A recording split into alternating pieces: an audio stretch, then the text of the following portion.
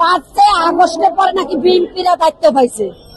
বিএনপিরা যেগুলা প্রজেক্টের কাজ শেষ না হয়েছে এগুলো ভাড়া দেয়া তখন নতুন স্বৈরাচার তৈরি হচ্ছে, নতুন স্বৈরাচার তৈরি হচ্ছে। আওয়ামী লীগ স্বৈরাচার চলে গেছে, কিন্তু অন্য সব স্বৈরাচার আবার নিয়োগ তৈরি হচ্ছে। দাবি হলো দুইটা, বাসানটেক পুনর্বাসন প্রকল্প, বাসানটেক পুনর্বাসন প্রকল্প যে প্রকল্পটা তৈরি হয়েছিল বস্তিবাসীর জন্য, এটা সরকারি মারফতে আলহাজ আব্দুল রহিম দায়িত্ব পাইছে। দেখেন এখন বস্তিগুলা আগুন লাগানো হয়, বেকু দিয়া ভাঙ্গা হয়, কিন্তু উনি যখন এই দায়িত্বটা পাইছিল ওই জায়গাটা আমরাই ছিলাম। উনি কিন্তু কোনো বেকু লাগায়নি। আমরা আপোষে হাসি মুখে ছাইরা দিছি। কেন ছাইরা দিছি? যে সরকারি মারফতে যেটা উনি আসছে, আমরা যদি বস্তিবাসী যদি একটি পুরা প্লাট পাই তাতে অনেক কিছু। এমন কোন সরকার তো এই কথাটা বলে নাই, এমন কোন এমপি মন্ত্রী বলে নাই যে উনি বলছে আমরা হাসি মুখে ছাইরা দিছি।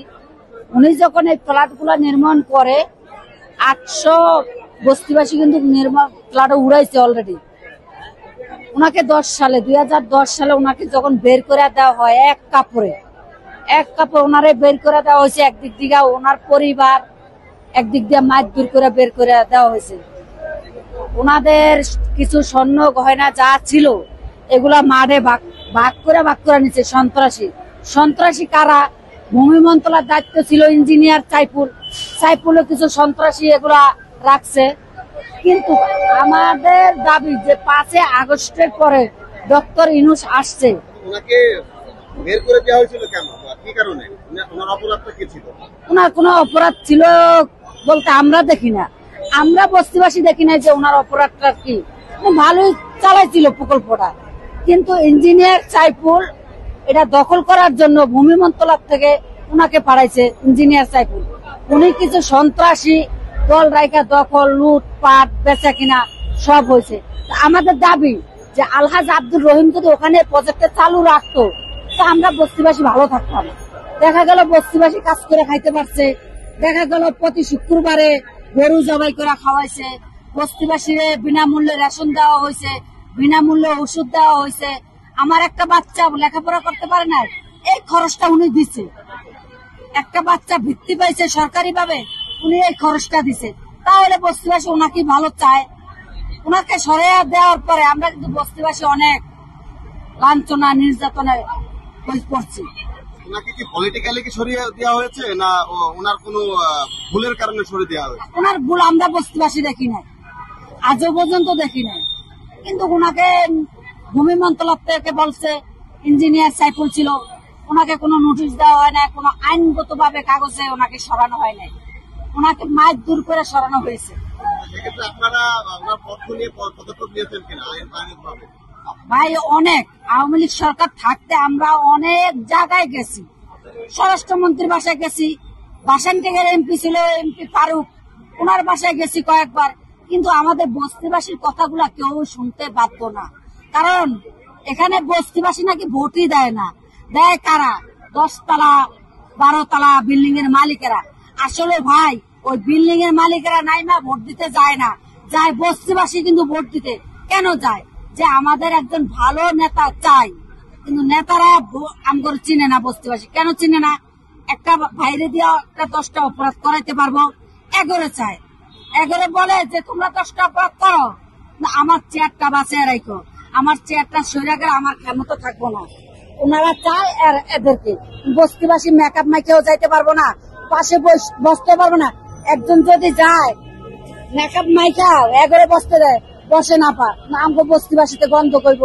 বস্তিবাসী কোনো ক্ষমতা নাই, এই কারণে আমগো বস্তিবাসী কোনো মূল্যায়ন নাই। আমরা অনেক জায়গায় গেছি ভাই। আরেকটা জিনিস শুনতে পেয়েছি, আপনারা যেসব ফ্ল্যাট পেয়েছেন অনেকে নাকি ভাড়া দিয়ে আরেক জায়গায় থাকেন, ওইসব ফ্ল্যাট ভাড়া দিয়েও থাকেন। সরকার তো আপনারা দিয়েছে, ওটা আসলে ভাড়া দেন কেন আপনারা? ওইটা আওয়ামী লীগ সরকার থাকতে ইঞ্জিনিয়ার সাইফুল কিছু সন্ত্রাস দল ওখানে পালতো, ওখানে দখলবাজ বেচা কিনা সবকিছু কিন্তু ওখানে হয়েছিল। কিন্তু আমাদের কথা আইন প্রশাসন ওই জায়গায় থানা, ওই পদের ভিতরে থানা, ওনারাও কিছু বলে নাই আওয়ামী লীগ সরকার থাকতে। এগুলো আমি নিজের চোখে দেখছি ভাই। ফ্ল্যাট কিনা বেচাও করতেন মনে হয় আপনারা? বেচা কিনা অলরেডি এখনো 5 আগস্টের পরে নাকি বিএনপিরা দায়িত্ব পাইছে। বিএনপিরা যেগুলা প্রজেক্টের কাজ শেষ না হয়েছে এগুলো ভাড়া দেয়া দখল, 6 তলা পর্যন্ত ভাড়া দেওয়া শেষ, বেচাও শেষ। এই যে 10-12 দিন আগে 2টি ফ্ল্যাট বিক্রি হয়েছিল রাত 12টা বাজে, 12 লাখ টাকা। এই জায়গায় আর্মিরা স্বয়ং ধরছে, ধরার পরে সেনাবাহিনী যে ধরছে, ধরার পরে ওনারা মিটমাট করে আবারও বেচা কিনা শুরু। বিএনপির কারা কারা নাম একটু উল্লেখ করে বলবেন কি? বিএনপিতে দায়িত্ব আছে ভূমি মন্ত্রণা, দায়িত্ব আছে ইঞ্জিনিয়ার সাইফুল, এরা নাকি বিএনপি নেতা করে পাল্টা আছে। এখানে মিথ্যা বলার কিছু নাই। আপনারা যারা সাংবাদিক মিডিয়ার আছেন, সরকারি যারা বাইরে আছেন, আমাদের কথাগুলা লিস্ট করে ওখানে যান, কোন কোন জায়গায় সমস্যা। যদি একটা কথা মিথ্যা হয় তাহলে সরকার আমাদের যে আইনগত ব্যবস্থা করবে আমরা তাই মাথা। ইঞ্জিনিয়ার সাইফুল তো আওয়ামী লীগের আমলও ছিল, উনি হঠাৎ বিএনপি এর মধ্যে আসলো কিভাবে? এটা ওনারাই ভালো জানে, ভূমি মন্ত্রণালয় অফিস ওনারাই ভালো জানে। দেখেন, আমরা এই ব্যাপারে সিটি কর্পোরেশন অফিসেও গেছি কয়েকবার, কিন্তু সিটি কর্পোরেশনের অফিস তার এখন বর্তমান যারা আছে উপদেষ্টা, তারাও কিন্তু পলায়। আমাদেরকে দেখলে তারা অফিসের চেয়ার চাইরা সিঁড়ি দিয়ে দৌড়ে থাকে। আমরা কয়েকবার গেছি, তো আমাদের এখানে আসার তো কোনো কথা ছিল না। এখানে আমরা এই যে 3 দিন আন্দোলন করতেছি, রাত দিন এখানে থাকার তো কোনো কথা ছিল না। আমরা কি হাউসে থাকি?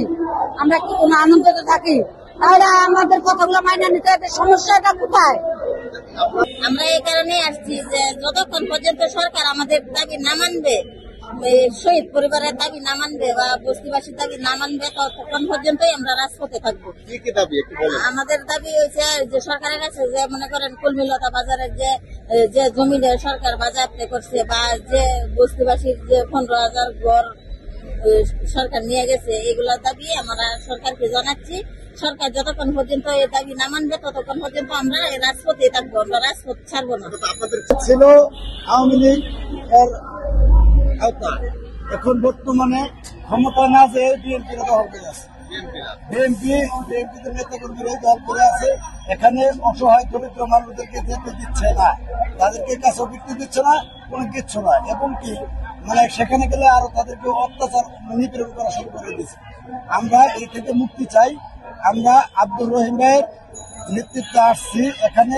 সে মানে এই তার কমিউনিতলা বাজারের ক্ষতিপূরণটা যদি পায়, পাওয়ার পরে এই টাকা দিয়েই বস্তিবাসীর জন্য পুনর্বাসন করুন। এখানে বাসান টেকের বিএনপির নাম কথা বললেন, আসলে উল্লেখ করে বলেন কে কে জড়িত। কে কে জড়িত এটা বললে আমি এলাকায় যেতে পারবো না, সেখানে যাইতে পারবো না, সেখানে গেলে হয়তো আমি কোনো গণতন্ত্র। আপনারা চান না আপনারা চান আমরা এই পরিস্থিতির মধ্যে করে আমরা অসহায় মানুষ, আমরা আসছি আমাদের দাবি নিয়ে, এটুকুই আমরা বলতে পারি। কিন্তু অন্য কিছু বলতে গেলে আমাদের গণপিটুন নিতে চাই, আমরা চাই। বিএনপির নেতাগত আপনাদের কি বলে বের করে দিয়েছে? না, এখানে তারা বলছে যে আওয়ামী লীগের আমলে এরা এইভাবে করছে, আমি এদেরকে আমরা থাকতে দেবো না। এখন আমরা আমাদের ভাবে এটা করবো, এটা সরকারি প্রতিষ্ঠান, সরকারি ভাবে করা। আসলে কিন্তু সরকারের কোনো খাত এখানে ছিল না। আপনাদের কি সব পরিবারকে বের করে দিয়েছে না সপরিবারকে বের করে দিয়েছে? কোনো মানে কাউকে রাখে না, কোনো অস্তিত্ব নেই সেখানে। অসহায় মানুষদের কোনো জায়গা সেখানে তারা দিচ্ছে। এখানে কত বলেন 16,000 কয়টা ফ্ল্যাট? 16,000 ফ্ল্যাট না, 16,000 মানে অসহায় মানুষের ফ্ল্যাট তৈরি করার পুনর্বাসন করার জন্য সে উদ্যোগ নিয়েছে এবং কি কাজ করতেছে, কাজ চলতেছে, এখনো চলবে। কমপ্লিট হয়েছে কতটা ফ্ল্যাট এখানে? কমপ্লিট হয়েছে মানে কাজ ধরে রাখছে 4টা ফ্ল্যাটের কাজ ধরে রাখছে অলরেডি। হ্যাঁ, আরো মানে করবে।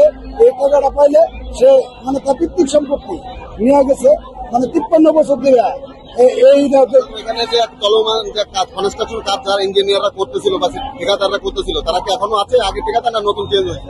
নতুন ঠিকাদার, এখন আগের গোলায় নাই। আগের গোলা মানে সেখানে কোনো কিছু অস্তিত্ব নেই, আগের কোনো কিছু চিহ্নই নেই, আগের কোনো কিছু চিহ্ন। ওই আব্দুর রহিম সাহেব সেখানে থাকতো, তাকেও মানে ওই ফ্ল্যাট থেকে বের করে দিচ্ছে, বের করে দিয়া তার উপর নির্যাতন করছে, জেল খাটাইছে, এমনকি দেশ ছাড়াও করছে। কিন্তু আমরা তার পাশে দাঁড়াতে পারি না ভয়ে, কারণ আমরা সাধারণ জনগণ, আমরা কিছু করতে পারি। এখানে যারা আসছেন অনেকে বলছেন আগের ঠিকাদার বা আগের ইঞ্জিনিয়ারই ভালো ছিল, আসলে কি ঘটনা সঠিক? হ্যাঁ সঠিক, আগের ইঞ্জিনিয়ার আগের ঠিকাদারই ভালো ছিল। আমরা যা বুঝতেছি এখন তো ওই মানে স্বৈরাচার, কিছু স্বৈরাচার যাই আবার মানে দল করে আসছে। যেমন ক্ষমতাশান, আমার ক্ষমতা আছে, আমি দল করে আসছি, আমি এখানে আছি, আমি কাউকে যেতে দেবো না, আমার অনুমতি আমি চালাবো। এই জন্য বলতেছে যে আগে ঠিকাদার বলে ভালো ছিল। বলতে যাচ্ছেন যে স্বৈরাচার পালিয়েছে বা স্বৈরাচার রয়ে গেছে, হ্যাঁ, স্বৈরাচার নতুন স্বৈরাচার তৈরি হচ্ছে। নতুন স্বৈরাচার তৈরি হচ্ছে। আওয়ামী লীগ স্বৈরাচার চলে গেছে, কিন্তু অন্য সব স্বৈরাচার আবার নিয়োগ তৈরি হচ্ছে। দেশের 24-এ মানে এই অভ্যুত্থান করার মানেটা কি? আমরা দেশ স্বাধীনভাবে সুন্দর সুষ্ঠুভাবে চলার জন্য নীতি করছি অভ্যুত্থান। এখন ওই অভ্যুত্থানের পরও সাধারণ জনগণের উপরে কেন এত অত্যাচার হচ্ছে সেটা আপনাদের কাছে প্রশ্ন আমাদের নেই। নতুন স্বৈরাচার যারা কেবল আমি সাধারণ জনগণ, আমি সেখানে থাকতেছি, যে আমাদেরকে সেখানে থাকতে দিচ্ছে না, আমাদেরকে অত্যাচার করতে, তারাই তো স্বৈরাচার। কারা কারা অনেক কিভাবে বলবো ভাই, এভাবে যদি বলতে যাই তাহলে কিন্তু আমাদের পিঠের চাল থাকবে না, হাতটা বাইরে ভেঙে হলাম। আপনাদের কি কোনো হুমকি দিয়েছে এরকম? হ্যাঁ, সেখানে থাকতে দিচ্ছে না, আমাকে থাকতে দিচ্ছে না। এবং কি সেখানে মানে বসে কিছু কথা বলবো, একটা চায়ের দোকানে, হাসপাতালের চায়ের দোকানে বসে কথা বলবো, সেখানে অত্যাচার শুরু।